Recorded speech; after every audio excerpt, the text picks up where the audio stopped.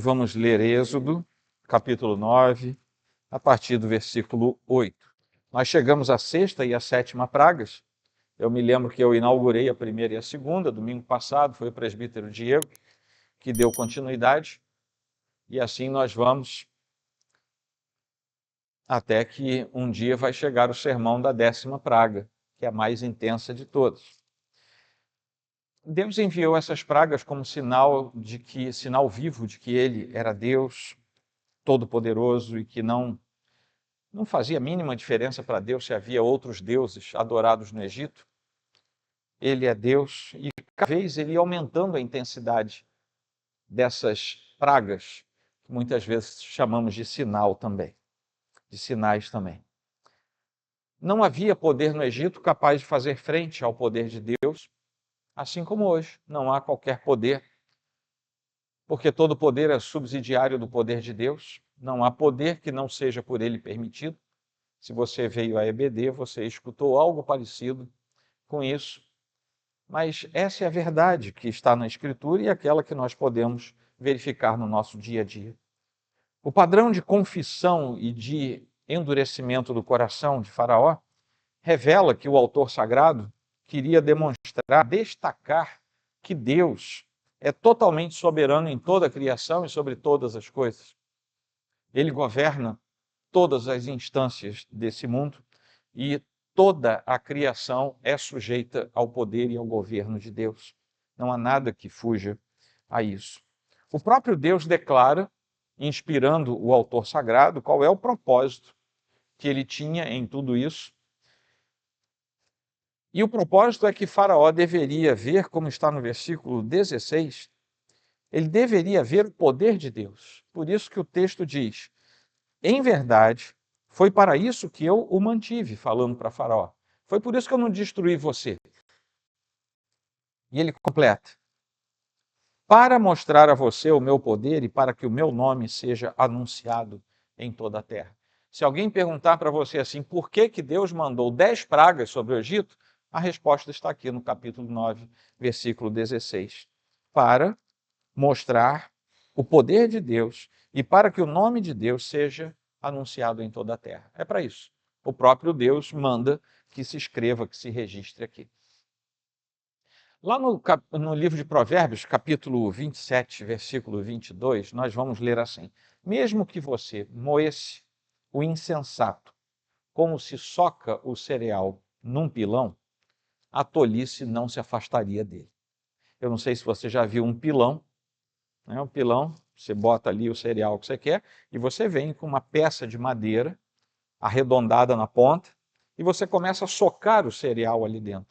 Aquilo faz com que se desprendam, por exemplo, as partes externas, no caso do arroz, no caso do trigo. Aí você tem que saber para também não estragar tudo. Mas também serve para moer, para triturar. E o livro de Provérbios diz, mesmo que você pegasse o insensato, pusesse dentro de um pilão e ficasse batendo nele, ele não deixaria de ser tolo. A tolice não se afastaria dele. Salomão tinha uma grande experiência com pessoas tolas. Talvez você conheça algumas. Eu espero que você não seja uma delas. Mas nós carregamos alguma coisa de tolice no nosso coração. Faz parte do pecado. Mas Salomão era sábio e ele percebeu que inúmeras vezes o insensato chega a ser esmagado pelas coisas da vida, às vezes esmagado pelas ações do próprio Deus, mas ele não deixa de ser insensato. Ele não deixa de ser tolo, a menos que alguma coisa de fora para dentro aconteça, e nós sabemos que isso é a ação de Deus no coração do tolo. Bom, quando antigos rabinos judeus liam esse provérbio de Salomão, que eu acabei de ler para vocês, eles imediatamente fazem conexão com o Faraó. Isso é registrado em alguns textos rabínicos. E eles consideram que Faraó foi o maior tolo de toda a história. Particularmente o Faraó. Vocês sabem que Faraó é um título, não é o nome dele, né? Mas Faraó, esse aqui particularmente, no tempo em que sofria as imposições de Deus e mesmo assim endurecia o seu coração, vejam bem, Há textos que dizem que Deus endurecia o coração dele, mas há textos que dizem que ele próprio endurecia o seu coração. Então era uma ação que partia também dele. A cada praga, o pilão socava na cabeça de Faraó. Ia aumentando, a intensidade ia aumentando. Agora, por exemplo, nós lemos a 7ª praga, uma coisa horrorosa. Estava sobre ele, porque, vejam, as pragas não tocavam apenas os seus súditos. As pragas chegavam até Faraó.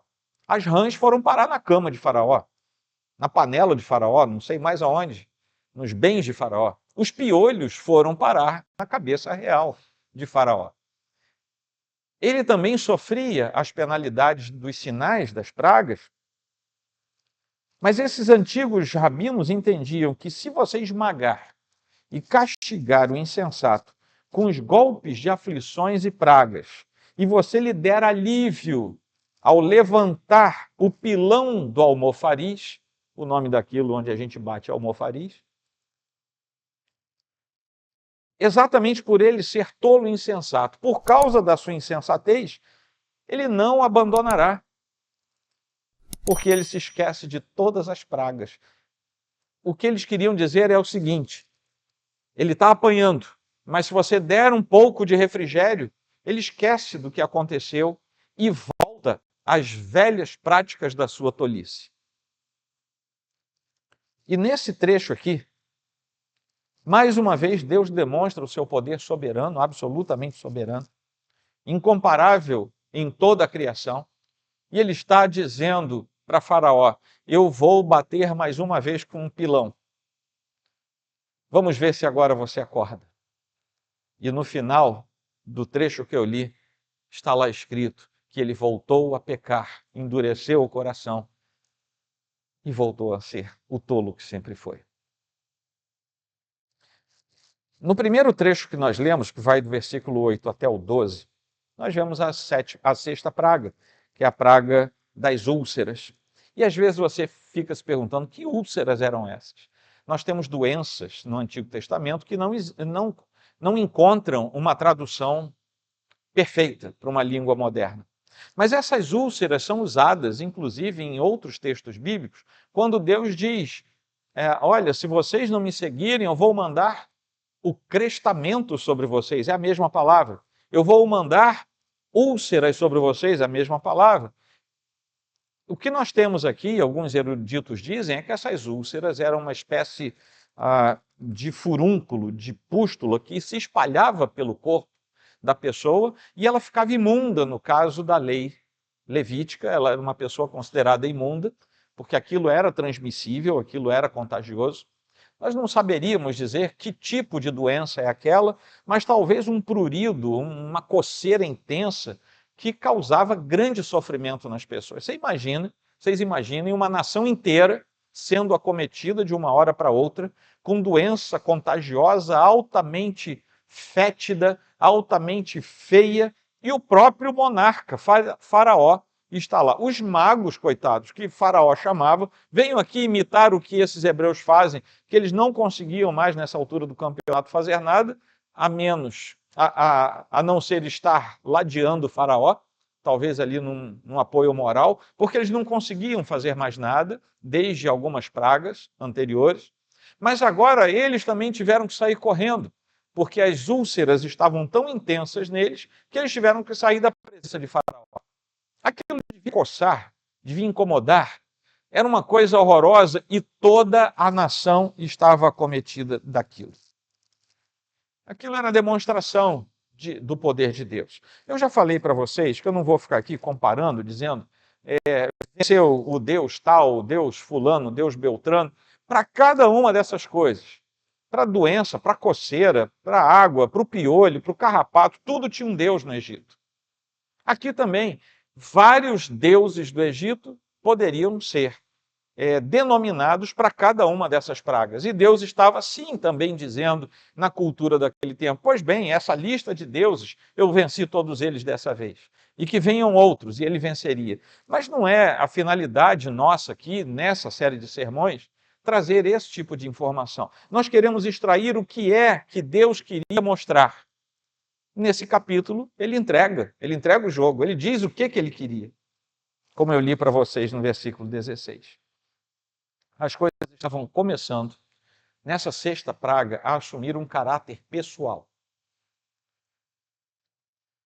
As pragas anteriores tinham sido um verdadeiro aborrecimento para todo mundo. Mas agora, não eram só rios de sangue, piolhos, a coisa parece que estava se tornando muito pessoal. É como se Deus estivesse trazendo o seu olhar de toda a terra do Egito e focando sobre Faraó, trazendo para a casa real do Egito aquela circunstância de sofrimento. Nada tinha deixado nem Faraó, nem os egípcios tão fora de si, tão alucinados como essa sexta praga. Nada tinha sido tão terrível até ali. Eles estavam cobertos da cabeça aos pés, com uma praga que não sabiam como se livrar dela. Não tinha remédio, não tinham como se livrar. E era o povo inteiro, naquilo eles olhavam ali para o lado, tinha um pedaço do Egito chamado Gósen, e quando eles olhavam para lá era onde eles mantinham os hebreus, é como se fosse um gueto. Lembra da Segunda Guerra Mundial? Não tinha os guetos? Gósen era uma espécie de gueto no Antigo Egito, e os hebreus tinham que ficar lá dentro. Eles olhavam para lá, não tinha um hebreu se coçando. Não tinha um hebreu com furúnculos, com úlceras. E eles começaram a entender uma coisa que tinham demorado a entender. Deus, o Deus dos hebreus, ele não está apenas ali sobre eles. É ele quem manda aqui também. Porque ele está mandando coisas que os nossos deuses não conseguem deter, os nossos magos não conseguem bloquear. Tem alguma coisa nesse Deus que nós não conseguimos entender. Nesse momento, a praga das úlceras vem logo depois de uma peste que tinha abatido rebanhos animais, que já havia diferenciado: os animais dos hebreus não serão tocados, os animais de vocês serão tocados. Mas agora chegou neles: os hebreus não são tocados, mas vocês são tocados. E não adianta ser mago, sacerdote ou o próprio faraó. Todo mundo vai ser tocado, porque o mesmo Deus que fez diferença entre os rebanhos faz diferença também entre as nações. Eu já falei para vocês aqui algumas vezes, Deus não trata imparcialmente a raça humana. Ele trata os seus filhos de forma peculiar e diferente. Deus não ama todos da mesma maneira. Ele nos ama em Cristo Jesus. Portanto, aqueles que são redimidos, salvos, lavados no sangue do Cordeiro, são amados pelo Pai, porque aí Ele é Pai. Porque a todos aqueles que foram até Cristo, se reconciliaram com Deus através de Cristo, a esses Ele deu o privilégio, o direito de serem chamados filhos de Deus. Portanto, aquilo que você ouve aí fora, na TV, no rádio, na internet, todo mundo é filho de Deus, é uma das balelas, é uma das falácias que o ser humano criou. Filhos de Deus são aqueles lavados e remidos no sangue de Jesus Cristo. A esses o Pai ama, aos outros fica a ira de um Deus justo. João 3:36. Avançando, quando chegamos ao versículo 13, e daí até o final, nós estamos na sétima praga. O Senhor revelou que aqueles acontecimentos eram o cumprimento de um longo processo do seu plano eterno para usar a vida de Faraó com a finalidade clara de proclamar quem era ele, Deus. E ele faz isso, como eu falei para vocês, no versículo 16, para mostrar a você o meu poder e para que o meu nome seja anunciado em toda a terra. Veja bem, não é que seja anunciado no Egito, é que seja anunciado em toda a terra. Vocês lembram quando Israel chega para invadir Canaã e que Josué manda 2 espias até a cidade de Jericó e eles se encontram com uma mulher chamada Raabe? Vocês lembram desse episódio? O que Raabe vai dizer para eles? O povo de Jericó está com a alma derretida porque ouviu dizer o que o Deus de vocês fez no Egito. A fama de Deus correu. Não ficou circunscrito ao Egito nem aquele episódio. Tempos se passaram e até hoje, até as pessoas do mundo que não têm nenhum compromisso com Deus já ouviram falar que um dia houve uma saída de um povo do Egito. Eles podem não acreditar no milagre de Deus, mas eles sabem que a história conta que uma vez Israel foi escravo e uma vez deixou de ser escravo. E isso aconteceu de modo espetacular. Mesmo que não se acredite no milagre de Deus, mas alguma coisa espetacular aconteceu. Em meio a trovões, raios e granizo, tudo o que havia no campo, animais, construções, plantas e gente, foi embora. Quem estava no campo morreu. Aquilo que estava no campo foi destruído. E as pessoas, que agora não sei se ainda se coçavam, ou se já tinha passado, né, totalmente, olham aquele negócio caindo, devia ser cada pedra razoável para matar tanta coisa assim. Aí eles olham para ali, tem um pedacinho de terra chamada Gósen. Ali não caía uma pedra. E eles mais uma vez dizem, tem alguma coisa estranha com aquele povo. Porque a gente está aqui, escondido, caindo cada pedregulho na nossa cabeça. Já estou vendo um monte de gente caída ali, morta, com a cabeça amassada. E ali do lado, os hebreus estão lá, sassaricando no meio da vida, sem fazer nada. Não tem um guarda-chuva de metal. E eis que nada cai na cabeça deles. As proporções disso eram inigualáveis. A Bíblia repete umas 2 vezes, pelo menos, se não me falha a memória, que desde que o Egito tinha se tornado uma nação, nunca tinha acontecido uma catástrofe daquela natureza. Para piorar a situação, quando Moisés ergue o seu bordão e pede ao Senhor que comece tudo aquilo, os egípcios certamente já tinham visto granizo cair. Brasileiros já viram granizo cair. Não é granito não, viu gente? Senão não sobra nada. É granizo. O pessoal do sul vê mais, o pessoal do interior de Minas vê muitas vezes. Existe um fenômeno atmosférico aí que forma bolas de gelo, pedaços de gelo e aquilo cai. Mas o problema é misturar gelo com fogo. Dá certo? Não dá certo. Mas o texto bíblico diz que caía granizo com fogo. Como é que Deus fez isso? Nós não sabemos. É mais uma das coisas que nós não temos explicação. Porque para um sujeito que abraça a teologia liberal, ele vai dizer, bom, naquele tempo houve uma confluência de nuvens e aconteceu não sei o quê, e acumula os limbos que chegou ali, jogou. Isso é natural. E o autor sagrado depois só registrou isso para enfatizar o poder do Deus que eles acreditavam ser o verdadeiro. E o teólogo liberal vai dizer, bom, não sei nem se ele existiu.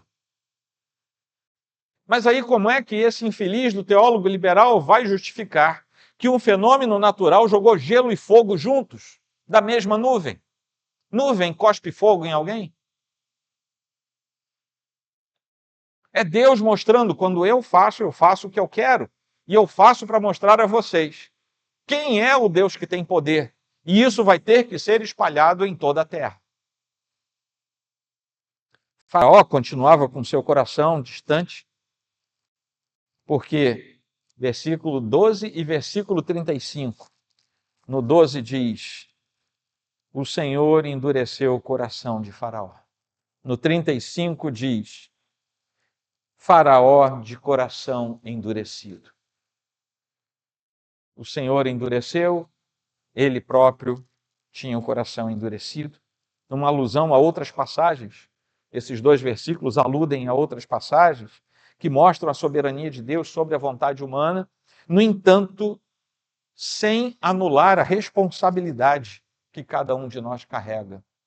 Faraó também mantinha endurecido seu coração, como vemos desde o capítulo 4, versículo 21, quando Deus instrui Moisés e fala assim para ele, quando você voltar ao Egito, trate de fazer diante de Faraó todos os milagres que pus em sua mão, mas eu vou endurecer o coração de Faraó para que não deixe o povo ir. Por quê, gente? Porque isso no primeiro milagre. O povo sai, não se cumpriria o que Deus ordenou no versículo 16, que eu li para vocês hoje. Isso se repete quando nós lemos que depois de ver que as pragas já tinham cessado, ele tornou a pecar e endureceu o coração. Versículo 34.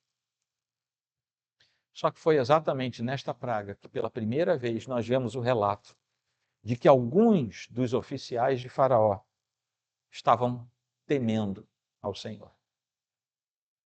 Eu não sei, a despeito de muitas vezes nos acusarem de sermos, sei lá, acolhedores demais nessa questão, mas eu não sei se eu chegar lá no céu e encontrar um desses oficiais de Faraó.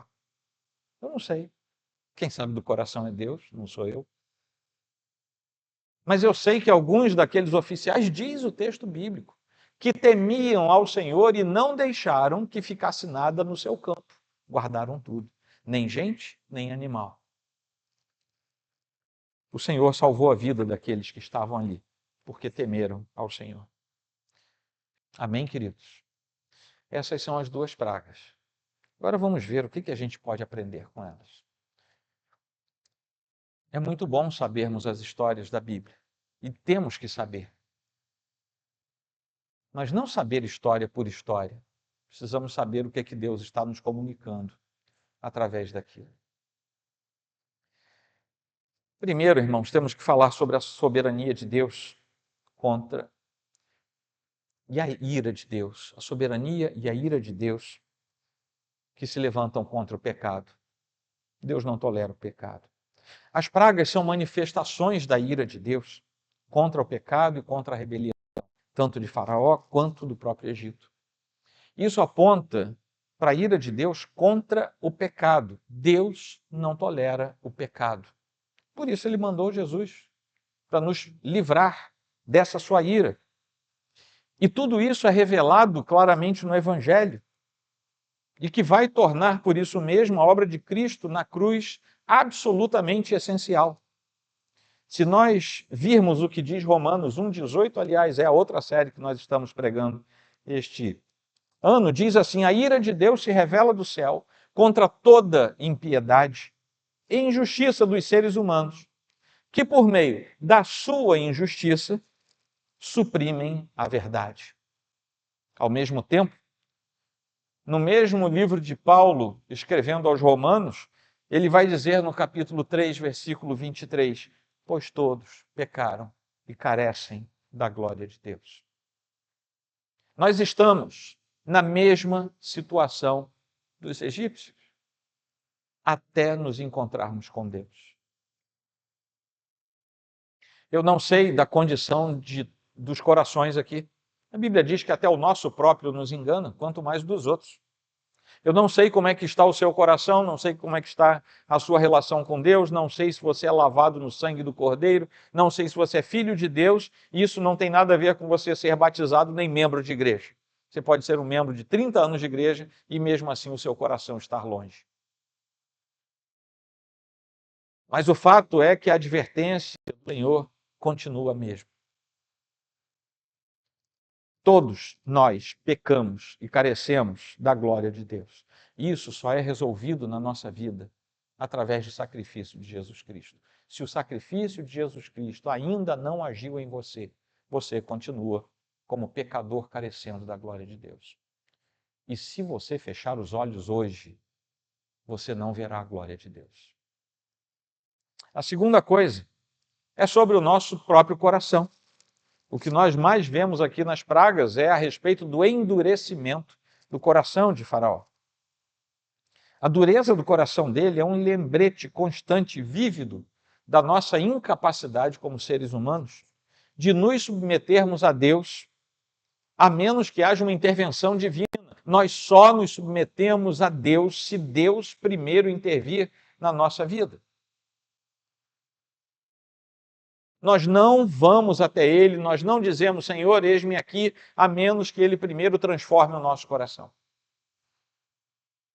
Isso ressalta a verdade de que a fé é um dom de Deus, que vem dele. Isso está lá em Efésios 2, 8 e 9, que diz assim, porque pela graça vocês são salvos mediante a fé. E isso não vem de vocês, é dom de Deus, não de obras, ou seja, não de qualquer coisa que possamos fazer, para que ninguém se glorie, pois somos feitura dele, criados em Cristo Jesus para boas obras, as quais, de antemão, preparou para que andássemos nelas. O endurecimento nada mais é do que um juízo divino. O que Deus fez com Faraó? Endureceu o seu coração. E o que Faraó fez com seu coração? Uma vez que Deus não trabalhou no coração dele, ele próprio endurecia o seu coração. Endurecer o coração é rebelião contra Deus. E representa dizer, eu sou alvo da ira de Deus. O Evangelho mostra que só Deus pode mudar o coração do homem.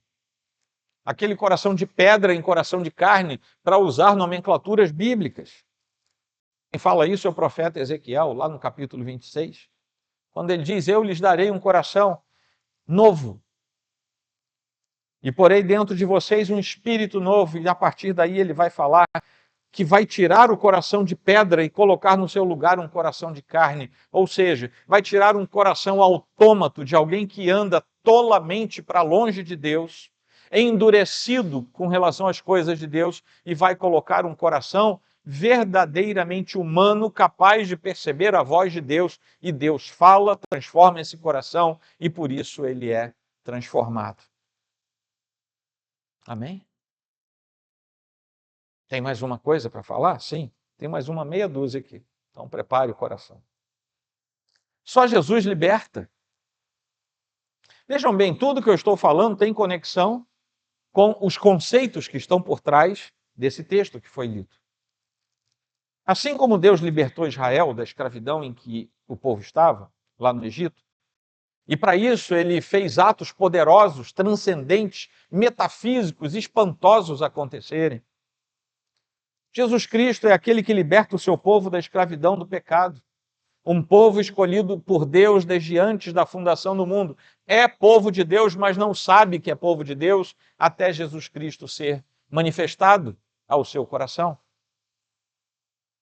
A Bíblia nunca disse que Deus transforma lobo em ovelha, nunca disse que ele vai transformar bode em ovelha. São ovelhas do Senhor que ouvem a voz de Cristo e vêm atrás dele. Reconhecem que é a voz de Cristo. É ovelha, já nasceu ovelha, mas ainda não sabe que é ovelha, até Jesus chamar. Isso aconteceu pela morte e ressurreição de Cristo. De novo, para de faltar EBD, porque hoje foi falado sobre isso também. É Jesus o verdadeiro libertador.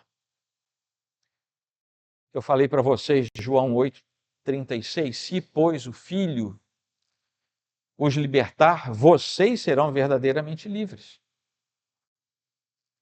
Em Gálatas 5:1, nós vemos o Senhor falando para aqueles crentes que estavam em dúvida se voltavam ou não para as práticas judaizantes, mas Paulo, inspirado pelo Espírito, vai dizer, para a liberdade foi que Cristo nos libertou. Por isso, permaneçam firmes e não se submetam, de novo, a julgo de escravidão. Meu Deus, parece que ele está falando para os judeus que estavam para sair de lá. Olha, Deus com mão forte está lançando pragas sobre os escravizadores de vocês. Ele vai tirar vocês com mão forte. Não se submetam de novo a julgo de escravidão. E por que é que essa comparação é feita? Porque somos escravos do pecado e da carne até que o Senhor nos livre. E ele faz isso com mão forte. O povo de Deus é distinguido do povo que não é de Deus. Isso ficou claro, tem ficado cada vez mais claro nas leituras e nos sermões que envolvem esses sinais. A preservação daquele pedacinho de terra e de quem estava lá, chamado Gósen, aponta para a graça de Deus em proteger o seu povo. No Evangelho, essa distinção deixa de ser geográfica. Quando chegamos ao Novo Testamento, essa distinção deixa de ser geográfica e passa a ser uma distinção espiritual. O que quer dizer que não faz nenhum sentido eu perguntar para qualquer pessoa hoje, mas graças a Deus estamos bem aqui, ainda temos liberdade de ir à igreja, ainda podemos comprar e carregar uma Bíblia, ter em casa, ainda podemos fazer coisas, mas há cristãos ao redor do mundo que não podem mais fazer isso.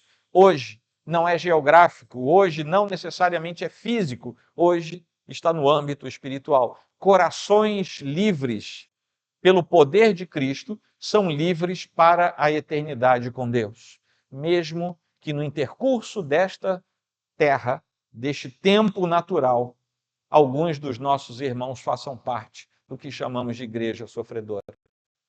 Só nesse último mês, 200, arredondando o número, 200 irmãos quenianos de algumas igrejas evangélicas foram queimados vivos por serem cristãos como eu e você. E a gente, bordando as vestes dos santos.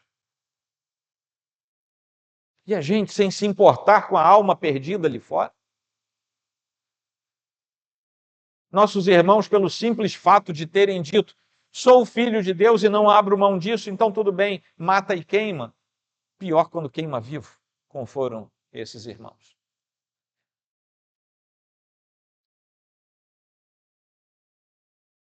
Mas na estrutura espiritual, eles são diferentes, porque Deus distingue os marcados pelo sangue e corpo de Deus, daqueles que não são marcados. Meus irmãos, isso é sobre toda a raça, mas isso é sobre nós que estamos aqui também. Ou o seu coração é fechado, ou você será considerado parte dos outros.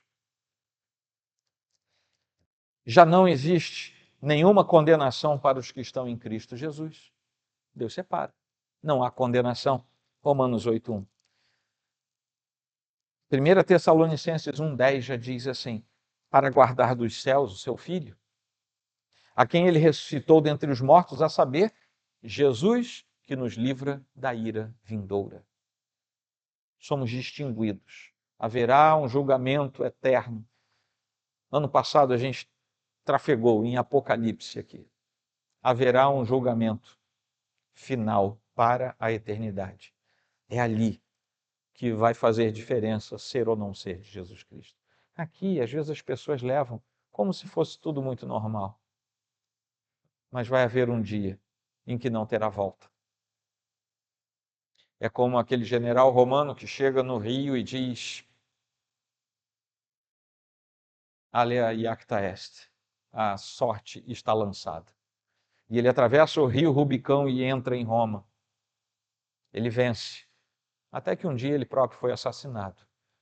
Mas contra a advertência do imperador, ele entra, ele atravessa, e há determinadas coisas que nós atravessamos, linhas que nós cruzamos, que não há retorno. A linha da morte não permite retorno. A linha do juízo de Deus não prevê retorno. É agora que temos que resolver a nossa vida. Amém? Ainda temos o anúncio do nome de Deus. Isso é preciso falar. Porque o propósito de Deus, como eu disse para vocês, foi declarado para que meu nome seja anunciado em toda a terra. Para isso, Deus estava fazendo tudo isso. E isso se cumpre lá na frente no Evangelho, porque Jesus Cristo, em sua morte e sua ressurreição, revelou o caráter de Deus de forma suprema, superior, marcante, majoritária. E agora o seu nome é anunciado até os confins da terra. Ele próprio diz, vão por todo o mundo pregar o Evangelho. Façam discípulos, batizem em nome do Pai, do Filho e do Espírito Santo. Por isso também Deus o exaltou, diz Paulo aos Filipenses. E depois o evangelista Mateus, no último capítulo, esse da grande comissão, nós podemos ler assim os dois versículos juntos. Por isso também Deus o exaltou sobremaneira e lhe deu o nome que está acima de todo nome, para que ao nome de Jesus se dobre todo o joelho, nos céus, na terra e debaixo da terra. E toda língua confesse que Jesus Cristo é Senhor, para a glória de Deus Pai. E aí nós emendamos nisso a grande comissão. É para isso que a igreja foi chamada, para ir por toda a terra e divulgar que Jesus Cristo recebeu todo o poder, toda a glória dada pelo Pai, por causa da sua obra consumada. Quem estiver com Jesus é como se estivesse lá na terra de Gósen. Não vai cair pedra de gelo com fogo na cabeça. No dia em que o Senhor chamar, o martelo já estará batido e nós vamos ouvir. Pode entrar, aproveite essa alegria eterna, esse gozo eterno na presença de Deus, ao passo que outros vão ouvir. Nunca ouvi falar de você. Vai para as trevas exteriores. Quando passarmos por lutas, e aqui eu já estou indo para o fim, lutas e provações, precisamos saber que Deus nos dará escape, a nós que somos os seus filhos. Mas prestem atenção, porque enquanto andamos, às vezes, pisamos um pouco para lá da linha. Eu assisti sabe esses pedacinhos de vídeo que o pessoal... Tinha um jogador do Chelsea, se não me falha a memória, não, foi do Real Madrid. A bola foi para cima da linha, vocês sabem que a bola só sai quando passa totalmente da linha. E ele ia pegar a bola, estava um pedacinho da bola ainda em cima da linha. Vocês viram isso? Alguém viu? Eu nem consegui assistir esse jogo, mas esse pedacinho ficou voltando, o pessoal divulgou. E o bandeirinha ficou avisando a ele, tá na linha, tá na linha. Ele foi lá e meteu a mão. O bandeirinha levantou a bandeira. E foi revertido, não como lateral, mas como falta. Ele pegou a bola com a mão. O que eu quero falar para vocês, isso foi um episódio de agora. O que eu quero falar para vocês é que o bandeirinha celeste está avisando, está avisando, está avisando e tem gente pegando a bola com a mão. Só que o dia que o apito vier, é para sempre.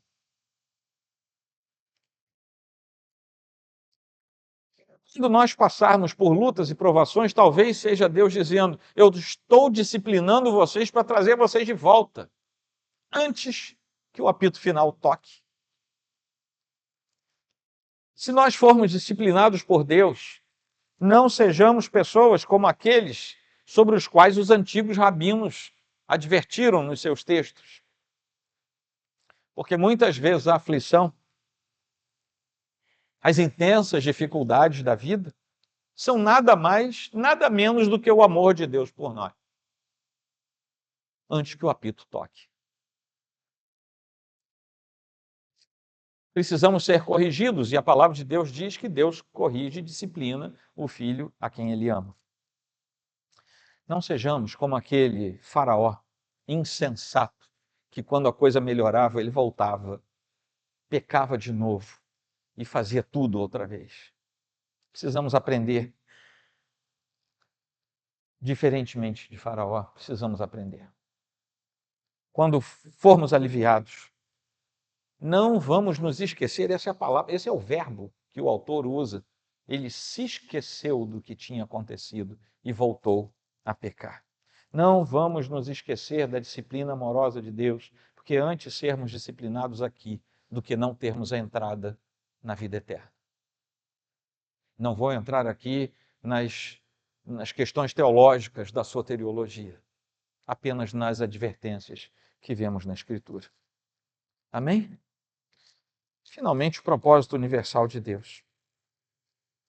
Passaram-se muitos séculos depois de haver o registro desse versículo 16.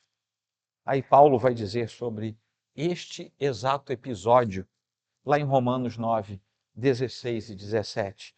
Assim, pois, isto não depende de quem quer ou de quem corre, mas de Deus, que tem misericórdia.